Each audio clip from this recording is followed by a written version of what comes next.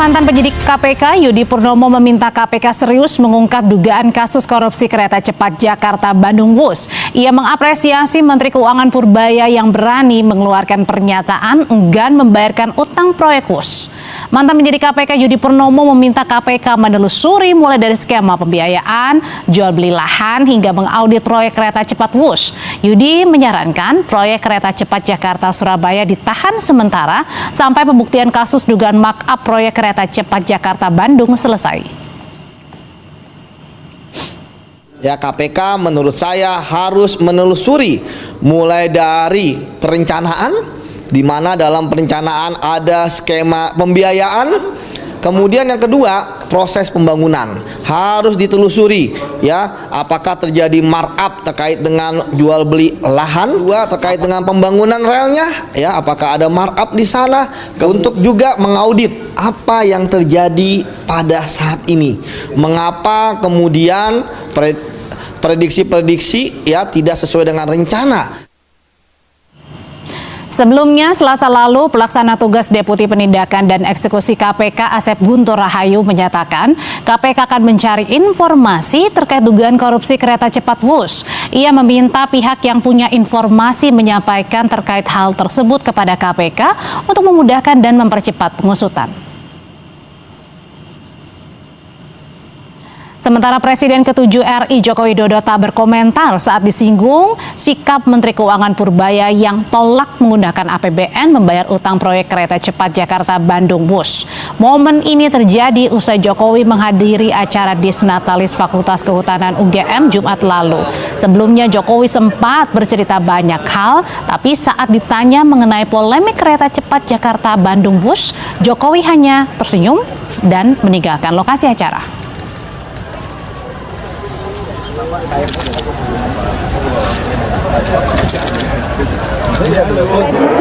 Masih. APBN gimana Pak? Tanggapannya musim sekarang tidak pakai APBN. Bus kereta cepat. Masih. Masukan mungkin gitu Pak. Keren. Soal langkah KPK yang menyatakan akan mengusut dugaan korupsi kereta cepat Jakarta-Bandung Wus, kita bahas malam hari ini bersama peneliti Pusat Kajian Anti Korupsi Pukat UGM Zainur Rohman dan pengamat kebijakan publik Agus Pambagio. Selamat malam Pak Agus, Mas Zainur, selamat malam. Selamat malam semuanya. Pak Audrey, Pak Agus. Iya, ya, Pak Agus, saya ingin pertanyaan pertama bertanya kepada Pak Agus. Pak Agus, pada kala itu, pada saat Pak Jokowi ingin membangun kereta cepat Jakarta-Bandung Wus, Pak Agus menjadi salah satu orang yang diminta untuk punya pandangannya ya Pak ya sebelum kereta cepat kemudian di ACC begitu. Pertanyaannya pada saat itu Pak Agus bukan begitu. Saya kan cerewet sekali. Saya kritik, saya sampaikan posisinya, terus saya dipanggil presiden gitu ceritanya. Oke, gimana bukan Pak itu ceritanya saat itu, Pak Agus? Waduh, udah berkali-kali cerita. Jadi begini ya, saya kan biasa namanya juga pengamat. Saya menyampaikan concern saya. Ya sudah semua apa yang terjadi sekarang ya persis seperti apa yang saya sampaikan waktu itu.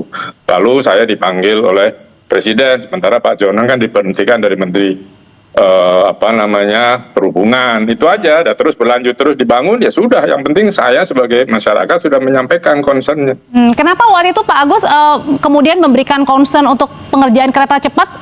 Kenapa pada saat itu? Apa yang dirasa Pak Agus kemudian nampaknya dihentikan saja? Ya ganjil saja karena pihak Jepang sempat ketemu saya diantar oleh Deputi Bappenas dan mengatakan keluh kesahnya dan sebagainya. Dan ketika saya baca proposalnya, kemudian saya baca proposal Cina itu sudah berbeda, sudah dirubah. Nah karena dirubah itu tidak masuk akal. Ini proposal termasuk soal juga pembiayaan?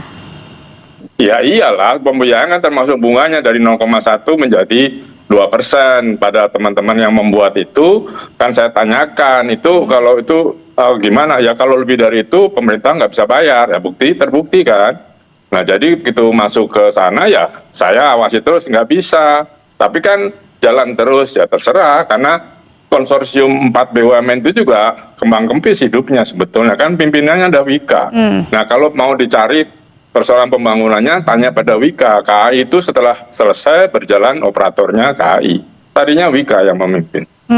Sudah tanda tanya untuk pengerjaan WUS, bahkan Pak Luhut sendiri, Mas Zainur menyatakan bahwa WUS sudah bermasalah sejak awal. Pertanyaannya, jadi KPK harus mulai mengusut dugaan korupsi WUS ini dari mana? Dari kementerian mana? Perhubungan, BUMN, Kementerian Investasi, atau yang mana duluan? Ya begini, Saya ke Mas Zainur dulu ya, Pak Agus ya. Oh silakan, Ya. saya nggak sebut nama. Ya. Ya, Pak Audrey, Pak Agus. Jadi ini memang harus dilakukan audit ya oleh KPK. Yang pertama tentu harus dilihat dari tahap perencanaannya. Bagaimana kemudian ya Indonesia mengambil keputusan untuk menggunakan Cina. Nah, apakah di dalam pengambilan keputusan tersebut digunakan asas-asas umum pemerintahan yang baik ya sesuai dengan Undang-Undang Nomor 30 Tahun 2014. Di sana itu ada asas-asas dasar ya. Nah, kalau ada konflik kepentingan, ada moral hazard dalam bentuk apapun, termasuk fraud, ada kickback, ada keuntungan-keuntungan yang diperoleh, baik itu keuntungan material maupun non-material, dari siapapun pejabat Indonesia, maka clear itu sudah korupsi, tidak ada pembahasan. Halo teman-teman, kembali lagi di channel Bicara Politik. Nah, tadi kita telah melihat cuplikan video yang sangat menarik ya teman-teman, di mana masalah kereta WUS di Indonesia sekarang banyak diperbincangkan baik di media sosial maupun di dunia politik. Nah, kenapa tidak? Karena masalah kereta WUS ini menjadi utang negara akibat tindakan dari Pak Jokowi sebelumnya selaku menjabat presiden. Nah, di mana Pak Jokowi ini dan timnya membeli atau memproyekkan kereta cepat.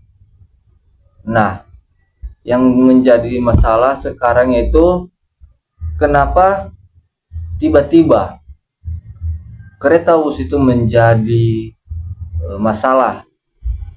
Kenapa tidak? Karena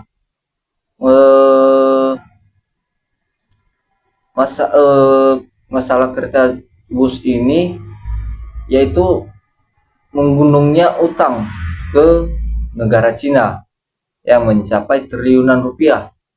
Nah, di sini juga banyak sekali masyarakat yang mengeluh, bahkan juga para politisi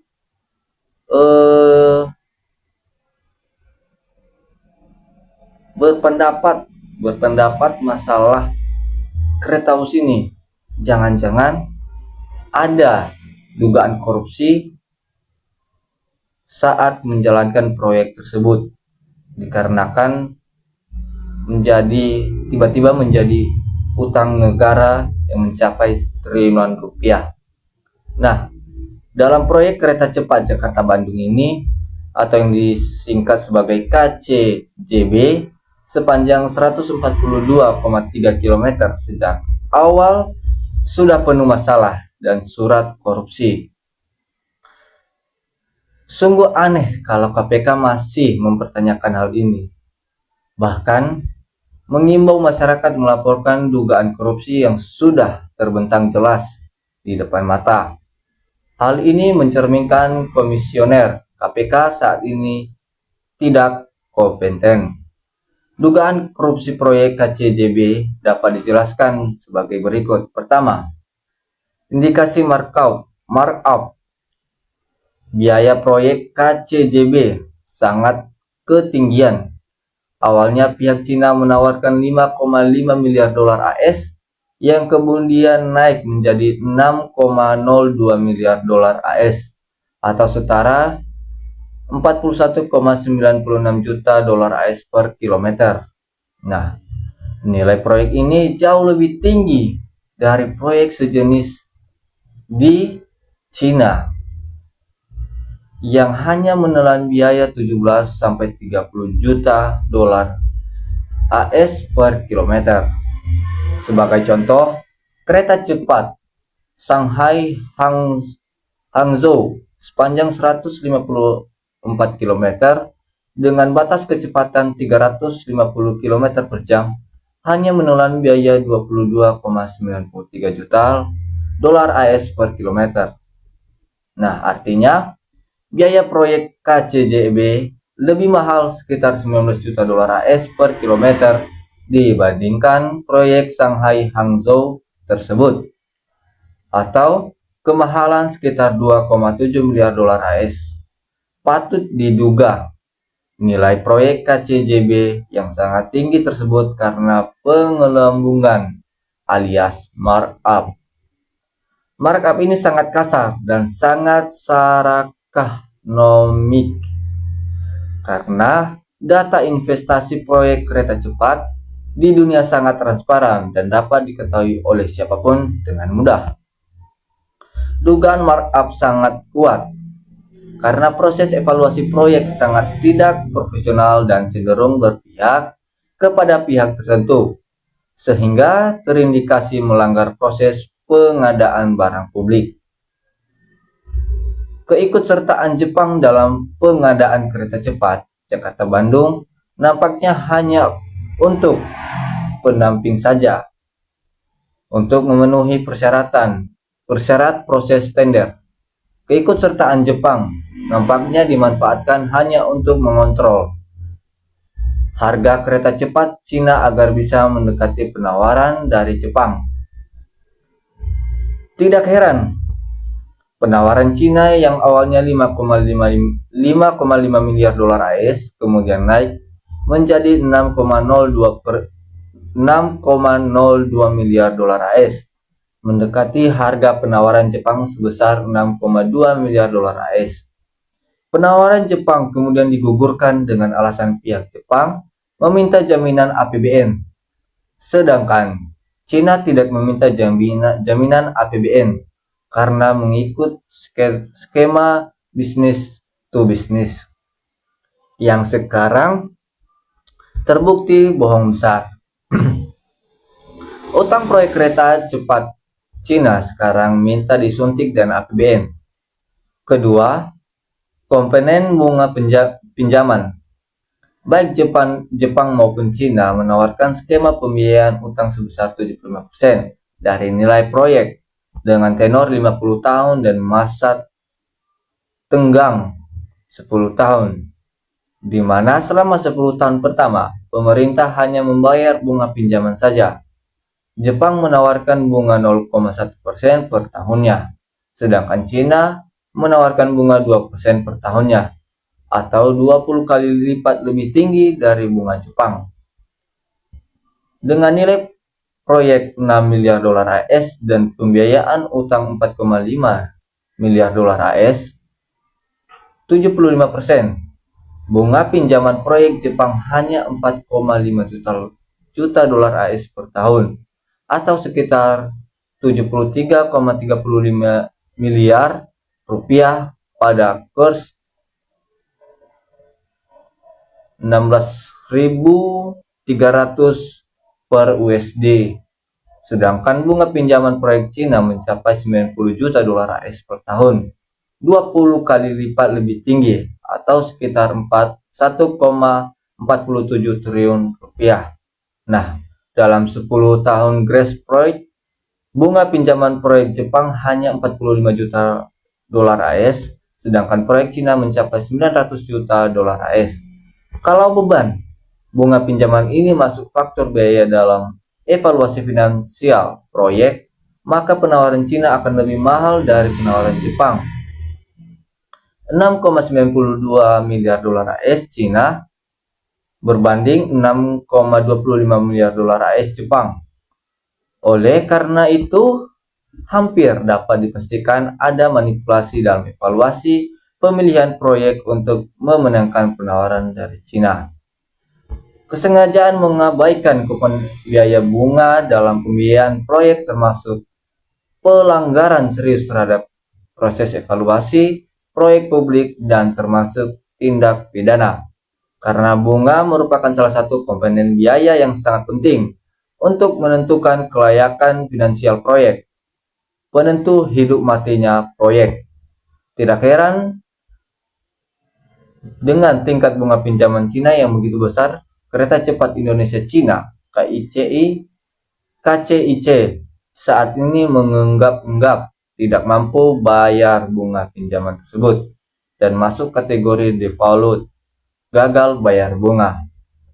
Ketiga, pembengkakan biaya. Lebih parahnya lagi, daya proyek membengkak 1,2 miliar dolar AS sehingga total nilai proyek mencapai 7,22 miliar dolar AS atau sekitar 50,5 juta dolar AS per kilometer. Nah, pembengkakan biaya tersebut sekitar 20% ini jelas tidak normal. Dalam proyek infrastruktur, pengerjaan proyek seharusnya bersifat turnkey. Artinya, cost overrun wajib ditanggung oleh kontraktor proyek, yaitu pihak Cina. Tetapi, anehnya kenapa harus dibebankan pada proyek? Ada apa sebenarnya ini? Yang lebih parahnya lagi, 75% pembiayaan utang dari cost overrun tersebut atau sekitar 900 juta dolar AS dikenakan bunga pinjaman sebesar 3,4% per tahunnya atau 34 kali lipat dari bunga yang ditawarkan Jepang, sehingga total bunga pinjaman proyek kereta cepat saat ini mencapai 120 juta 6 juta dolar AS atau sekitar 1,97 triliun rupiah per tahunnya. Bayangkan penawaran bunga pinjaman dari Jepang hanya sekitar 75 miliar saja. Berdasarkan penjelasan di atas, maka KPK harus segera menyelidiki dugaan markup dan korupsi proyek KCJB ini. KPK jangan berkelit lagi rakyat mengawasi. Nah, teman-teman, kita ketahui bahwa masalah kereta cepat di Indonesia saat ini sangatlah panas untuk diperbincangkan, dikarenakan kereta cepat ini menjadi salah satu utang besar Indonesia kepada negara Cina yang dimana mencapai triliunan rupiah. Nah, dalam hal ini kita semua masyarakat, bahkan juga para pakar-pakar hukum secara juga politisi juga berpendapat dan mengklaim bahwa ini ada pasti ada dugaan tindak pidana korupsi. Nah, di mana karena menelan banyak sekali biaya dalam kasus ini sehingga negara kita menjadi banyak utang. Nah, untuk teman-teman, dalam kasus ini jika ada pendapat teman-teman jangan lupa komen di kolom komentar. Sekian video kita kali hari ini. Salam NKRI harga mati.